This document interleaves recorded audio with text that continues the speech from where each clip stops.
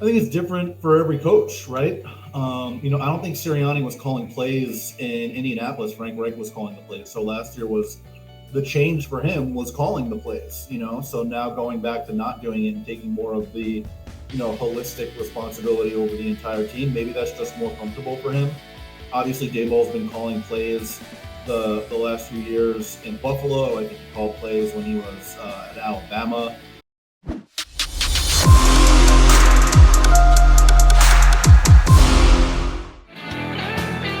You got your Mega Mag guys here on Birds 365. Kind of a downtime, so we're looking for insight anywhere we can find it. Oh, we found a good spot today. I've had him on my CBS Sports Radio show on the weekends. He is an excellent NFL reporter of CBSSports.com. Jared Dubin, good enough to give us a couple of minutes of his time today. Jared, you got the Mega Mag guy, John McMullen and Jody McDonald here. How's your summer going? It's going all right. How about you guys? It's going well, Jared. I guess I wanted to start. I thought it was an interesting angle you did recently on CBS, ranking the NFL's top 10 duos. And I thought it was interesting for a couple of reasons. One, number one on your list, I'll tell people, was Andy Reid and Patrick Mahomes, which I think, a lot of people are going to agree with. So you have coach, you have quarterback, which is maybe the most obvious. But then number two was Aaron Donald and Jalen Ramsey of the Rams, the Super Bowl champions. So you went a different route with it. It's not just coach and quarterback. It could be any duos in the entire NFL. Now, here in Philadelphia, where we're based, the Eagles have been on a lot of top 10 lists, a lot of hype for this particular team. None of their duos made your top 10 list. And by the way, I'm not disagreeing with you. But I'm interested to see what your duo would be, what your top duo would be for the Philadelphia Eagles. I think probably AJ Brown and Devontae Smith, right? Like that's the basis. Yeah, that's of a good one. Be the best part of their offense. I mean, you can make an argument for going with the two tackles or one of the tackles and Jason Kelsey or Fletcher Cox and Brandon Graham. Like there are different ways you could go about it. I think if they're going to be as good as they want to be this year, though, then that receiver duo has to really take, a big step and be one of the better receiving duos in the league. All right, everybody's got an opinion on the Eagles quarterback, and it will help determine how big a season the Eagles have for sure. We know how important quarterback is in the game in the National Football League. Give us your read on Jalen Hurts. Capable of stepping up and becoming a better quarterback, leveled off, he is what he is. Everything else has to work around him. Where do you think the future is headed with Jalen Hurts as the quarterback of the Philadelphia Eagles? I think he's definitely capable of stepping up. We just have to see him do it, be more consistent as a passer in like the short and intermediate areas. I think he's done well getting the ball down the field and obviously making plays outside of structure with his legs and obviously contributing in the design run game and making the running backs more efficient behind what's been a really good offensive line. But I think we saw last year when they tried to be a pass heavy offense for the first portion of the season, that didn't really work out too well for them. And it wasn't until they centered the offense around more of the run game, not just including Hurts, but also the running backs, that their offense really took off. And that's good. You're not going to be the 2019 Ravens every year efficiency wise though. So you do need to have, an efficient and explosive pass offense. They need to get better in those areas. And obviously that falls for the most part on him.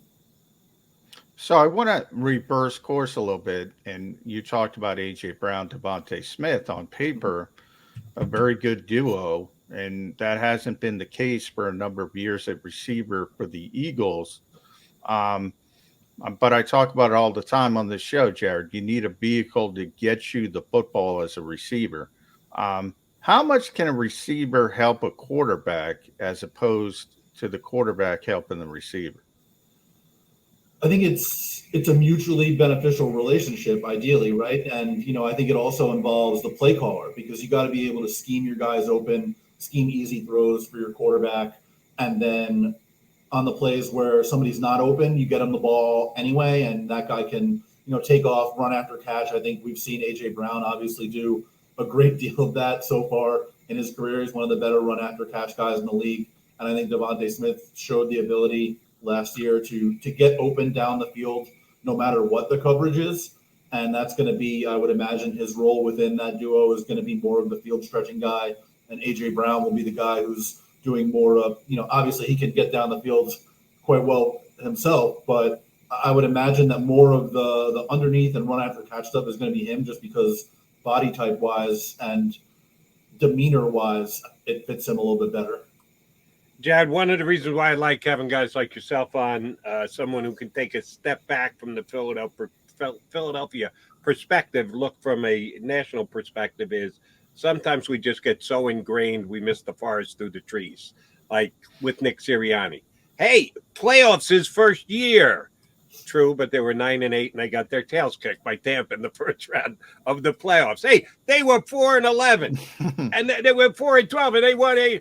Yeah, but you beat a bunch of third string quarterbacks along the way last year. So yes, there are the positives and there are negatives, and people usually get to the diametrically opposite ends depending on whether they're optimists or pessimists. Give us the removed from Philadelphia perspective of Nick Sirianni. What do you think of him 1 year into his coaching career in the NFL? Well, I think it's really hard to know what to think of a coach after just 1 year. I think he showed a really good ability to adjust his plan, which is not something you see from a lot of coaches. Like, a lot of coaches would say, my offense isn't working. It's the fault of the players, not me, and I'm not going to change anything. But he changed things, pretty wildly midstream. And that's something that you really like to see from a coach. I think that, Jonathan Gannon's defense, they maybe didn't have necessarily the personnel to do exactly what he wanted to do last year. I think, that was part of why they went out and got, some more defensive backs this offseason. Obviously, bringing in James Bradbury, I think, will help play the style of defense they wanted to. But showing an ability to adjust is one of the most important things that a coach can do, adjust specifically to his personnel. And he did that. So to me, that's an encouraging sign for the future, and I think that that's more important looking forward than necessarily what they did last year, whether it was going 9-8 or making the playoffs or getting their butts kicked in the playoffs. Like, the idea that he is willing to cater his offense to what he actually has on his team, to me, is a good sign for what he'll be. You mentioned play calling a little bit before, Jared. And Nick, part of that adjustment last year was Nick stepping back from the play calling aspect, giving it over to Shane Steichen. That's going to continue this season.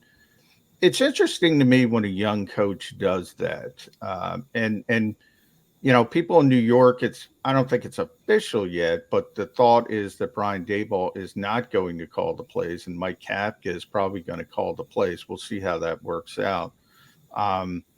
When you see a young coach is brought in as a play caller, offensive mind, traditionally, you think about the Sean McVays of the world, the Kyle Shanahans, who are sort of the top tier younger coaches that everybody wants to copy. And then you see guys saying, I don't have to call plays. Do you think that's a good thing or a bad thing? I think it's different for every coach, right?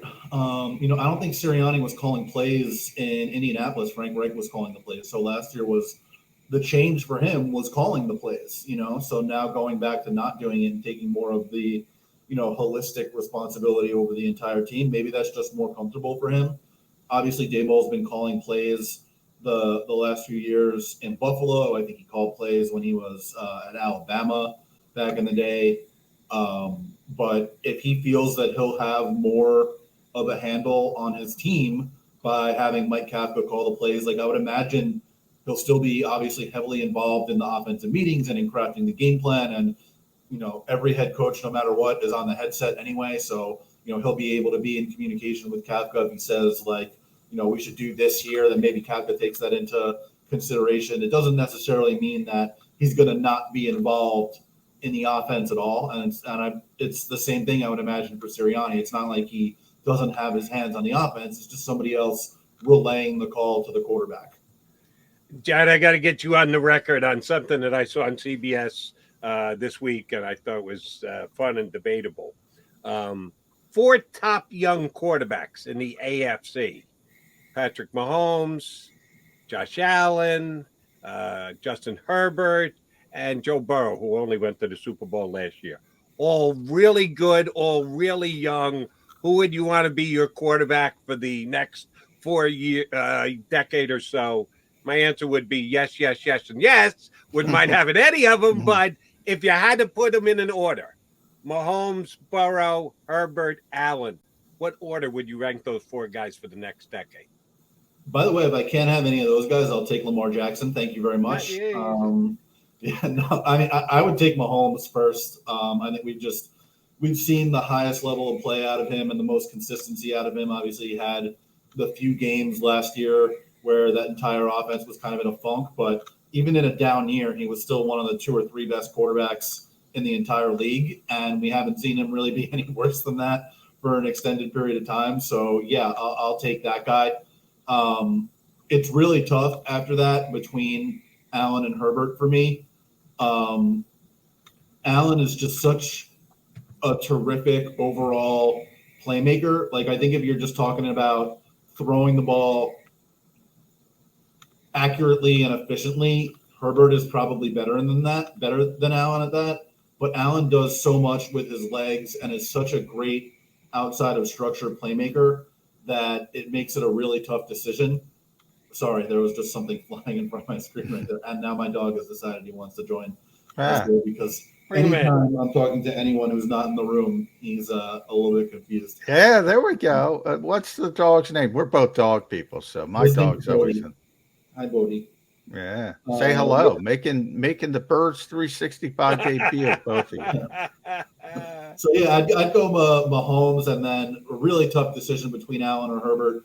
And it's not a slight, I don't think, to say to Joe Burrow, like, maybe he's not quite as good as those guys. It's like everybody's going to take it as a slight, though. The top 5 or 6 quarterback in the league instead of a top 2 or 3 quarterback in the league. Like, they're all obviously, like you said, really, really good. Yeah, everybody takes everything as a slight. If you say somebody's second behind Patrick Mahomes, that's not a slight, or third or fourth. I'm a Justin Herbert guy after Patrick Mahomes, and I'm sort of blinded by him. When I watch him play, I said, "All right, that's it. I want this guy." And you kind of get caught in that sometimes. But there's one even younger quarterback who hasn't done much yet that I wanted to talk to you about, and that's Trevor Lawrence, because, boy, I mean, the skill set, and people would talk, this is the best quarterback prospect since maybe Andrew Luck, maybe Peyton Manning. Some people went all the way back to John Elway. That didn't change in a year, but obviously he was in a very bad situation with a poor organization, a bad head coach. Now Doug Peterson is there. We're very familiar with here in Philadelphia. He won a Super Bowl. Where are you on Trevor Lawrence? Are you totally turned off by that rookie season, or you still think he's got that enormous upside? I think he's still got the enormous upside. I think that the numbers paint a worse picture of how he played last year than the tape does. He made, like, you look at his interceptions, I think he had like 17 interceptions or something like that, and 12 or 13 of them came when the team was trailing, and a lot of them came when they were trailing big. He got more aggressive when he needed to try to get his team back into the game, and I don't think he had the personnel around him to be put in position to succeed, and certainly he didn't have the coaching to be put in position to succeed.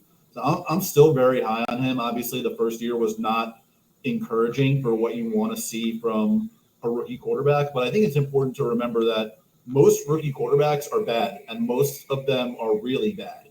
So having a bad season on tape is not necessarily the end of the world. It's not every year that we see somebody do, what Herbert did during his rookie season. That's not the typical path for even the best quarterbacks. They're usually not really good as rookies. So we want to see him obviously take a big step forward this year and then big steps forward in the future. But I don't think that not playing particularly well as a rookie should completely change your mind. It's not like, to me at least, he was looking totally lost out there. He just, put the ball in danger more often than you'd like to see, but I think did so for the reason that he was trying to get his team back in the game and make, Superman style plays, as opposed to like, I can't make the reads or I don't know where to go with the ball or things like that. All right, Jared, let me ask you about another very talented AFC quarterback who we haven't mentioned yet, and we've already mentioned a bunch. And that's the starting quarterback for the Cleveland Browns. Or will he be? The Deshaun Watson story seems to take twists and turns every single week. And before you know it, week one in the National Football League is going to be here. Is Deshaun Watson? When is Roger Goodell going to come up with a punishment? Because it'll be appealed and then they'll have to go through another process. We assume the Browns are going to have to pay a price for giving a $230 million all guaranteed contract to a guy who has as many legal issues as Deshaun Watson has. Just give us your best case scenario and guess on what the time frame is going to look like for Deshaun Watson and the Browns this season. The thing is, there's really no way to know because the NFL has no consistency on how it handles personal conduct issues from case to case. Goodell, or now I guess the independent punisher or whatever you want to call it, they're not tied to any precedent. They can hand down whatever punishment they want for whatever reason they want. Like that's what's in the CBA. And obviously Goodell, and it's also been ruled that way by the courts, by the way. They can hand down whatever punishment they want for whatever reason they want. And Goodell now is handling the appeals. And they've shown no consistency from case to case in terms of what the punishment is going to be, when that punishment is going to be handed down, whether or not they'll explain what their punishment is, if there's going to be a report on what they're investigating. Like, there's just absolutely no way to know. So I might as well pick out of a hat when I say what my guess is.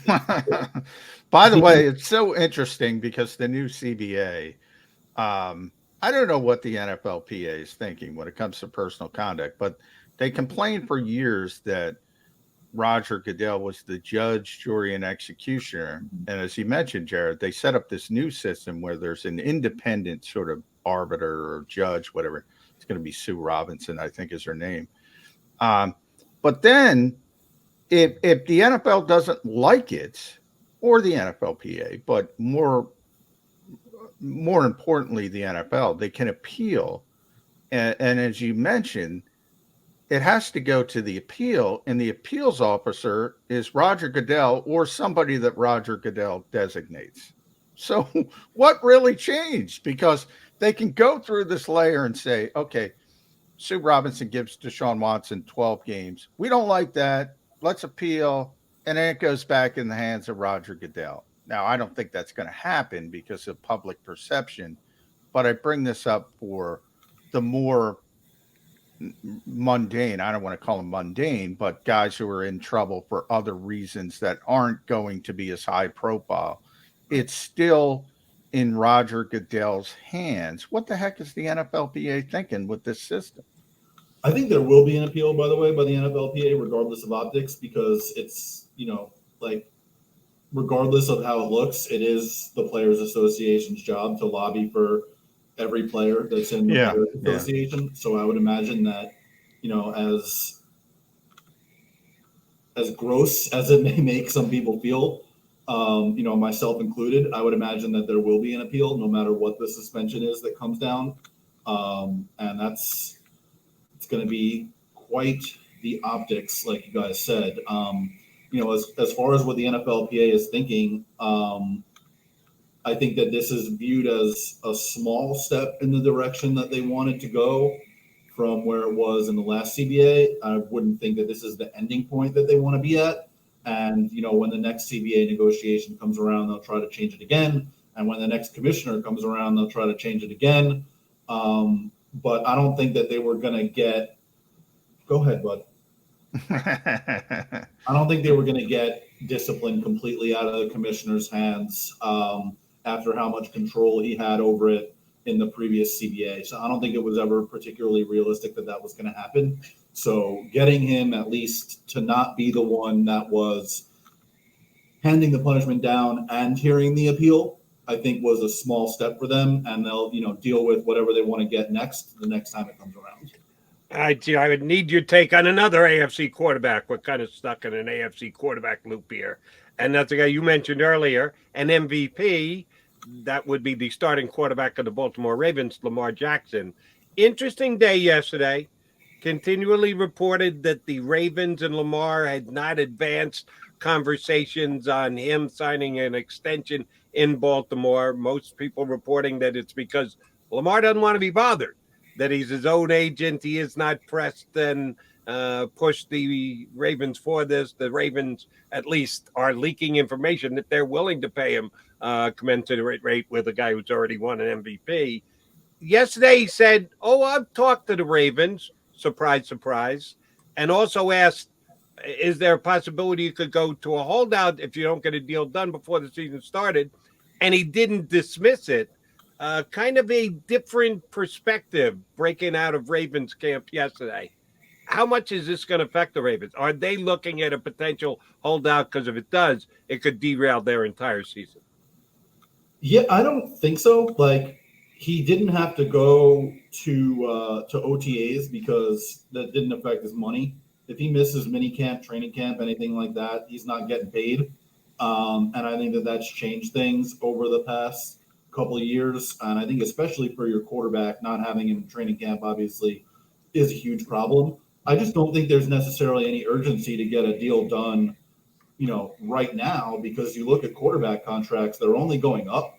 And, you look at the history of quarterbacks that don't get the deal done when they want it to happen, but they're good enough that their team wants to keep them. They get a whole lot of money. Look what happened to Kirk Cousins. Look what happened to Dak Prescott. Like, barring a, career ending injury, Lamar Jackson is going to get paid on an enormous contract at some point within the next few years. Even if he suffers a season-ending injury, like look at Dak, he messed up his ankle and still got all that money right after. And now that contract is a bargain for the Cowboys. Now he's like the 7th highest paid quarterback in the league at this point. Now, like, salaries are going to keep going up. Bodie.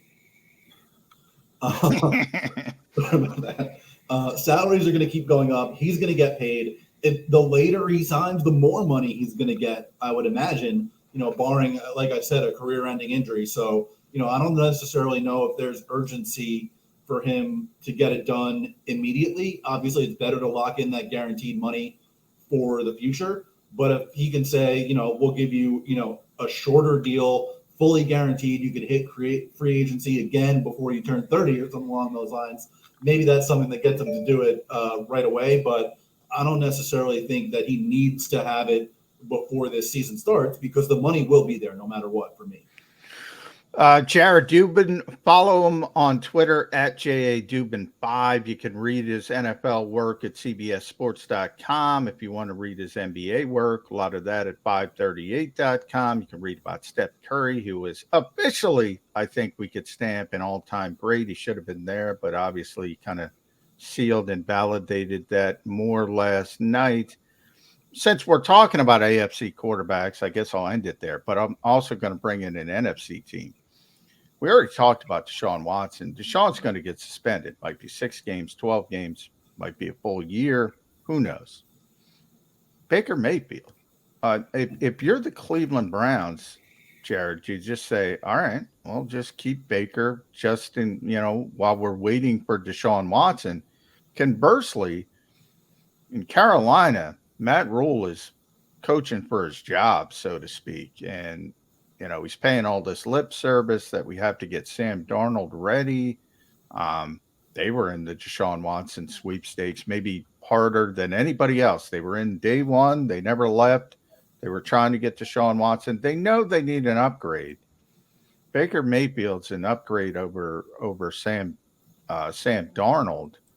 What do you think is going to happen with Baker Mayfield? I mean, I would imagine he'll get traded at some point. I can't see the Browns just straight up cutting him. Like that money is gonna be on their books if they cut him. It's guaranteed. They might as well say, we'll give some team a 4th round pick so we can only take half the money on our books instead. Something along those lines. Like, there's no reason to just cut him, and he is worth at least something. I think that teams are angry with the Browns over the way that Watson's contract was structured and aren't going to be looking to do them any favors And obviously Baker has, a significant salary. That isn't something, and he's not, I don't think, good enough that you can say, we're going to give you a second round pick and we're going to take all the money. Like, I don't think that's necessarily going to happen. I think maybe you get a late round pick and the team will take all the money, or maybe you can pay them with a pick and they'll take most of the money or something along those lines. But I don't think that they can really keep him on the team this year. I think that's a recipe for internal disaster. Yeah, I agree with you wholeheartedly. I don't think he can go back into that locker room. And, oh, by the way, McMullen, Matt Corral could be starting quarterback for those Carolina Panthers before the year is out. Well, good luck, Matt Roll, on that one. Yeah, sometimes rookies step in and play well. Then again, we saw what happened in Jacksonville last year, so it is a little difficult. But want to get your take on the NFC East, Jared. A lot of people here in Philadelphia believe the Eagles have pulled even with the Cowboys. Some think they've actually stuck their nose in front and are ahead of the Cowboys in the division. But almost everybody believes it's Eagles and Cowboys, and then it's Commanders and Giants. How big is the separation between the top two teams and the bottom two teams in the NFC East? I think it's real, but not necessarily huge. I think we saw last year that those were pretty clearly the best two teams in the division, and I don't think that much of what's happened this offseason has changed that. I think that maybe the Giants with their 2 top 10 draft picks, should take a step forward in getting better coaching, certainly on offense, than they had the last couple of years. You would imagine that their offense will get quite a bit better. I don't think Carson Wentz is the answer. We've seen the last couple of years exactly why that's the case. You guys are very familiar in Philadelphia why that's not necessarily the case. I think that Dallas and Philly are the 2 best teams. And which one you think is better, I think depends on the way that you view football, to me.